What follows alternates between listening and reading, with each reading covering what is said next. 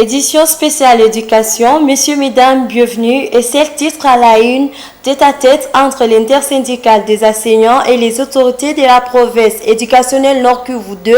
Les professionnels de la CRE ont manifesté leur position de rester à grève si leurs revendications ne sont pas répondues.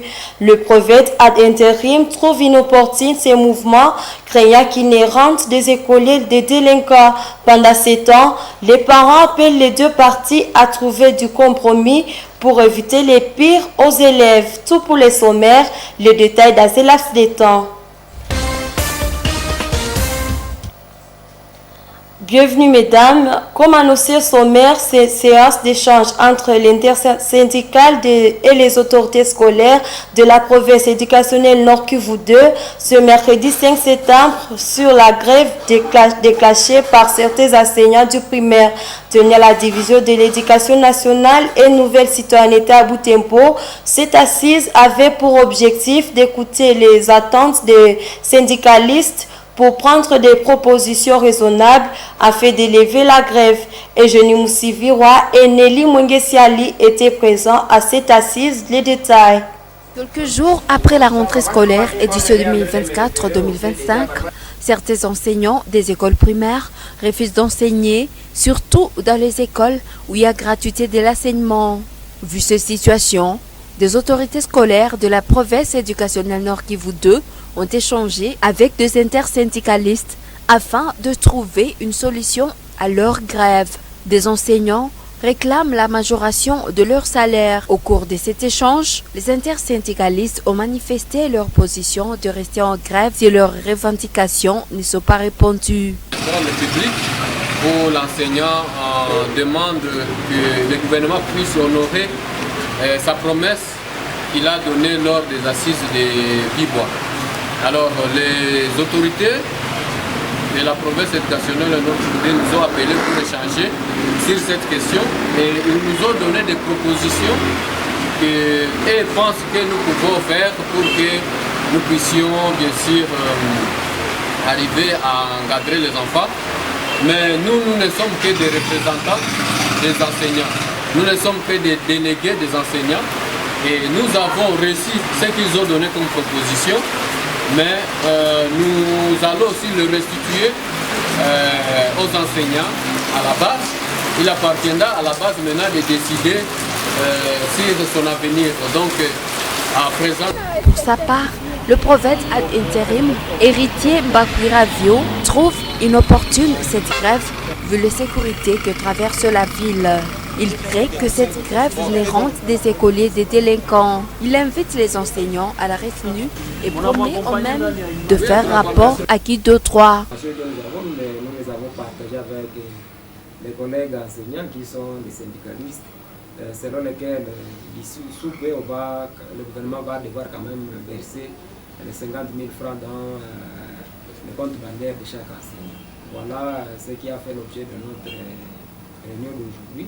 Et nous venons de nous convenir avec eux. Et nous avons aussi donné notre point de vue par rapport à ceux qui sont en train de véhiculer un message pour dire qu'il faut entrer en grève. Nous, à notre niveau, nous estimons que la grève pour le moment est inopportune. Vous savez que nous vivons une période d'insécurité. Si nous laissons les enfants à la maison, ça serait vraiment les exposer. C'est comme cela que nous avons demandé à nos amis, à nos partenaires, enseignants, syndicalistes, pour qu'ils arrivent à leur tour partager notre point de vue, parce que nous on se dit, laisser les enfants à la maison, ça serait les exposer. Donc pour dire, à partir de lundi, il faudrait que tous les enseignants se retrouvent à l'école pour encadrer les élèves, surtout au primaire, mais au secondaire, il n'y a pas assez de problèmes. Depuis lundi de septembre dernier, les portes de classe dans des écoles publiques restent fermées suite à la grève des enseignants. Le début de l'année scolaire 2024-2025 reste timide dans plusieurs écoles à province éducationnelle Nord Kivu 2 et particulièrement à Butembo. Cela est dû à la grève des enseignants qui réclament la majoration de leur salaire. Quelques parents rencontrés par Moto TV ce jeudi 5 septembre se disent inquiets de voir leurs enfants sans agrément. Reportage Mirembe Kitawite et Nelly Mwengesiali. Depuis l'ouverture de l'année scolaire 2024-2025 en RDC, des écoliers ne font que jouer dans des cours scolaires sans aucun encadrement dans la plupart des écoles. Des enseignants, visibles dans plusieurs écoles, ne veulent pas donner cours. Une situation qui indigne plusieurs parents d'élèves de Butembo. C'est le cas de cette femme rencontrée ici à l'école primaire Mengue. Elle est venue s'imprégner de ce qui se passe à l'école, s'étonnant de voir son enfant rentrer avant l'heure prévue depuis les premiers jours. Elle suggère aux autorités scolaires de convoquer les parents pour une réunion. Demain, je ne vais plus envoyer mes enfants à l'école car ils sont en train de quitter à l'école autour de 9h. Mais ils nous arrivent à la maison à 13h. Ainsi, ils sont en danger. Une autre femme rencontrée ici à l'école primaire Kitoulou ne comprend pas l'importance d'une grève en pleine crise sécuritaire. Je suis tellement blessée par cette situation. Personnellement, je dirais que les autorités scolaires doivent appeler les parents pour une concertation. Si le gouvernement n'est pas prêt à répondre les enseignants favorablement, nous, parents, nous pouvons de nouveau commencer à payer. De toutes les façons, on payait avant. 20h02. Pour moi, cette grève est un échec pour les enseignants. Ils ne savent pas voir la situation sécuritaire de notre pays, surtout la province du Nord Kivu, pour réclamer. La non-occupation des enfants à l'école inquiète les parents d'écoliers et la sécurité de ces derniers. Pendant ce temps, le comité des parents d'élèves réitère la demande des parents. Le président du comité des parents de l'EP Kitatumba et celui de l'EP Muramba exhortent l'État congolais à trouver une solution dans l'urgence à la demande des professionnels décrets à ce 4e jour de grève. Suivez ces reportages de Mwanampendi Manzekele et Moïse Machaouri.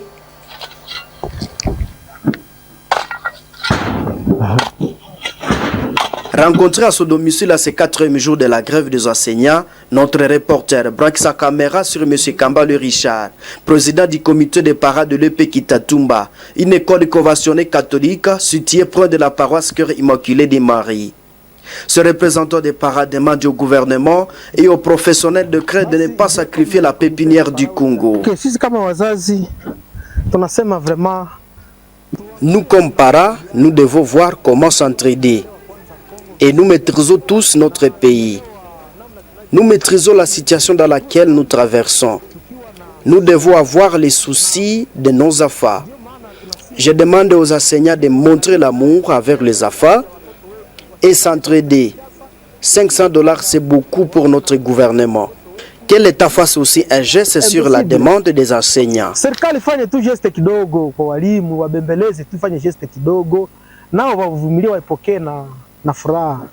Assura Fekansereka est président du comité des parents de l'EP Muramba, une école conventionnée musulmane située dans la concession de la mosquée Takwa de Kalimire. Il ne digère pas cette grève pendant que les parents avant chaque matin les enfants à l'école. Kama wazazi ni kitu chenye sisi hakitufurahishe kwa sababu kawaida ya mzazi anapotayarisha mtoto kwenda shuleni. Nous comme parents, cette grève ne nous plaît pas. Nous avons préparé les enfants pour cette rentrée scolaire. Nous sommes désolés pour cette situation de la grève. Oui, les enseignants réclament leurs droits. Et l'État doit prendre ses responsabilités avec les enseignants. S'ils ont des compromis avec le gouvernement, qu'ils ajoutent à leur prime. Serikali iweze kumuongezea mshahara wake ili naye apate kujisaidia maisha yake. Les enseignants ne sont pas toujours permanents à l'école. Depuis lundi, où le gouvernement a lancé officiellement la rentrée scolaire 2024-2025.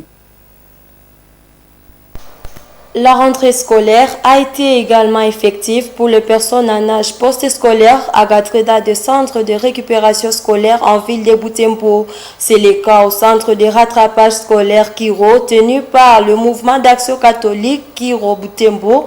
Les apprenants 12 et plus suivent des cours à 3 niveaux pour l'enseignement primaire. Suivez le reportage de Gérard Mourefou et Isabelle Wangahemuka. Cette classe contient environ 60 personnes.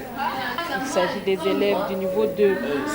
Ils combinent les enseignements du degré moyen, soit la matière des classes de 3e et 4e année de primaire.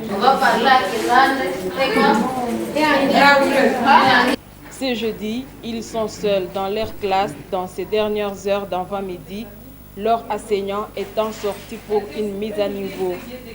Pendant ce temps, les apprenants s'occupent des exercices. Ils s'exercent en lecture dans le cadre du cours de français qu'ils ont étudié un peu plus tôt dans la journée.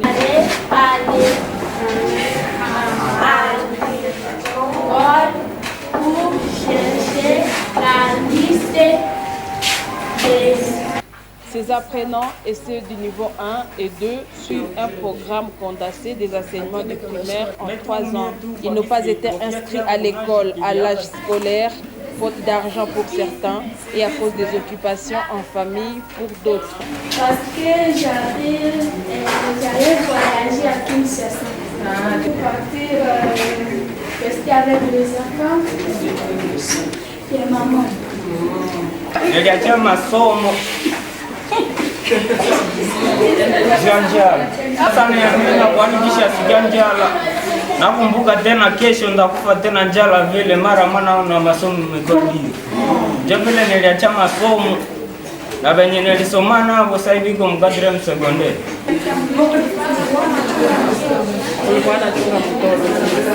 Nikianja masomo nyuma juu nilikuwa nasomea kule mwalimu alinipigia nikavunjika nikafuta sema ya masomo nikafuta toka mkicha mlisikia ndio masomo. Ils sont fiers d'être au banc de l'école bien qu'avec retard. Ces apprenants savent que les études sont importantes et utiles pour tout le monde. Kama hauya soma haupatake na kazi atakuwa na unasema ati utakuwa nachunga watoto mama lupango tu ina mpaka tu kumbe na watu unanja soma kuzima si.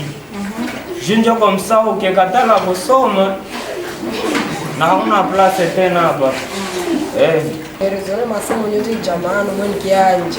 Après ici, ils comptent poursuivre leurs études jusqu'au niveau supérieur. Les retards encaissés ne les empêchent pas de rêver une vie meilleure. Metuumie tu kwa kisi kofiasi yangu najitiliaga tu nimalize masomo. Unapenda kwake mtu gani kushamaliza masomo? Mi engineer. Engineer wa nini? Wa manini? Mimi napenda nimalize masomo, nitumie kazi ya bia. Kazi ya bia sawa ya wapi? Utakuwa daktari. Ceux-ci craignent cependant que quelques aléas de la vie ne les empêchent de réaliser leurs rêves. Ils citent notamment l'insécurité et les difficultés de la vie. Napenda nimalize masomo. Mema conflits zinajeletaka na mafamii. Mutaji wake kama atezi nimaliza mwaka nuko mzuri. Juku unakuwaka saa zingine unakuwa siku yenye utagonjwa kwa mara moja semene ubie mwezi hata na mwaka. Atiende kwa maisha kwa naendelea. Sasa nini unasema vile? Juu wa 23 Ces apprenants encouragent les autres personnes non scolarisées à apprendre ne serait-ce que lire et écrire. Et les écoles et à bénéficier du deuxième projet de stabilisation de l'Est pour la paix, STEP 2 du Fonds social, ne sont toujours pas autorisées à utiliser des salles de classe dont elles ont été dotées. Après plus d'une année et demie, ces édifices restent fermés dans certaines écoles alors que dans d'autres, les salles sont occupées sous contrainte de la surabondance dans l'effectif d'apprenants, mais sans autorisation officielle. Suivez le reportage de Mirembe Kitawite et Nelly Mwengesiali. Il en est environ depuis que ces beaux édifices enjolivent plusieurs villes de la RDC dans la partie Est sous l'initiative du gouvernement congolais à travers le projet de stabilisation de l'Est pour la paix, STEP 2, du Fonds social de la République. Ces bâtiments, dont quelques écoles de Boutembon sont bénéficiaires, n'accueillent pas encore d'écoliers pour l'apprentissage. Quelques jours après la rentrée, les classes sont bondées d'effectifs, mais devront patienter que l'exécutant du projet avant leur utilisation. À l'école primaire Kitoulou, l'une des bénéficiaires du projet, les salles sont toutes fermées. Ici, Les autorités attendent d'être dotées de bancs et de pupitres avant l'utilisation des salles. Les efforts des autorités de cette institution scolaire à fabriquer ces biens n'ont pas payé car le projet ne leur accorde l'autorisation de s'en occuper. L'école primaire Menke, cependant, ces salles sont toutes ouvertes sauf la direction. Les enfants dans la cour scolaire ont fini le programme du jour et d'autres s'occupent de la propreté. Le directeur de la dite école explique qu'ils n'ont jusque-là pas l'autorisation d'utiliser ces salles de classe, ce qui explique pourquoi le bureau reste fermé.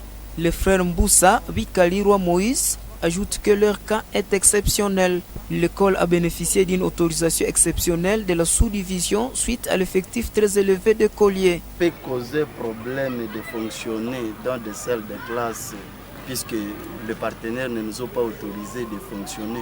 Au moment que c'est pour le bien des enfants, je pense que normalement ça ne devrait pas poser problème puisque nous avons demandé à l'hiérarchie qui nous a, donc l'hiérarchie scolaire quoi, que je veux dire la sous-division, qui nous a autorisé de fonctionner dans des salles.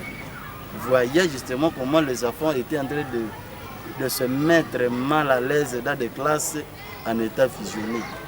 Puisque je ne dirais pas que aussi les bureaux est fonctionnel pour le moment, puisqu'il y a certains mobiliers qui ne sont pas finis.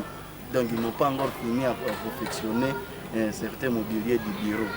Alors, si quelqu'un peut être condamné, puisque les enfants... Le Fonds social de la République, à travers son projet STEP 2, avait construit des bâtiments de classe dans plusieurs écoles en appui à l'initiative de la gratuité de l'éducation de base en cours dans les institutions scolaires publiques. Religion à présent, l'humanité célèbre ce jeudi 5 septembre la journée internationale de la charité. Cette journée est instituée dans le but de solidariser les individus à tous les niveaux pour venir au secours des nécessiteux.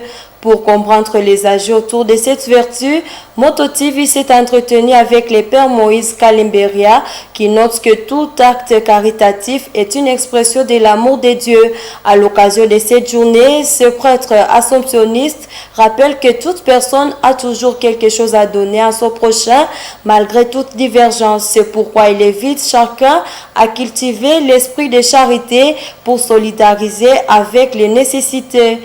Nous vous convions de les suivre dans ces propos recueillis par Gérard Mourefou et Grace Kaniki. Donc, nous comprenons la charité comme l'amour du prochain, fondé sur l'amour de Dieu. Et vous allez vous rappeler, en 2005, je crois 2005, le pape Benoît XVI, dans son encyclique Deus Caritas Est, tu m'as revenu sur cette vertu théologale qui est très capitale dans notre Église catholique. Alors, la charité, comme je viens de le dire, c'est l'amour du prochain, fondé sur l'amour de Dieu. Et alors, pour être, je dirais, plus précis, je dirais que la charité, c'est l'expression de l'amour de Dieu, Et quand je dis expression, quoi là, en tout cas, vient en tête donc, les actes. Parce que c'est à travers les actes qu'on peut, en tout cas, manifester l'amour qu'on a envers une personne. Et donc la charité nous demande de nous solidariser avec les nécessités. Parce qu'en fait, dans la vie, nous sommes toujours différents, et cela à plusieurs niveaux. Nous avons des richesses différentes. Quand je dis que nous avons des richesses différentes, parce que nous tous nous sommes riches dans le monde. Parce qu'il y en a qui pensent que la richesse c'est seulement le matériel. Il y a aussi la richesse spirituelle, il y a la richesse intellectuelle, il y a la richesse morale. Alors nous sommes appelés, en fait, pour vivre la charité, de partager nos différentes richesses avec les nécessiteux, avec ceux-là qui ont plus besoin de notre secours. et de leaders des initiatives de charité à Butembo invitent des personnes de bonne volonté à contribuer à la diminution de la précarité de la vie des nécessiteux. C'est là face à la croissance du besoin suite à la crise de sécurité qui pousse des personnes à affluer vers le milieu sûr comme Butembo. Il appelle les autorités à rétablir la paix dans leur zone d'intervention. Suivez ces reportages. Parmi les structures qui mènent d'œuvres caritatives, le compte de l'organisation humanitaire Aimons Nous Vivants. Celle-ci a parmi ses objectifs d'aider les personnes vulnérables, mais aussi des personnes âgées en difficulté d'être prises en charge par leur famille. Les actions de cette structure sollicitent des grands moyens face à la demande qui s'accroît tous les jours. D'après Marlene Katimba, membre de cette organisation, cela est dû au nombre de déplacés de guerre qui continue à s'accroître. Malgré les sécurités,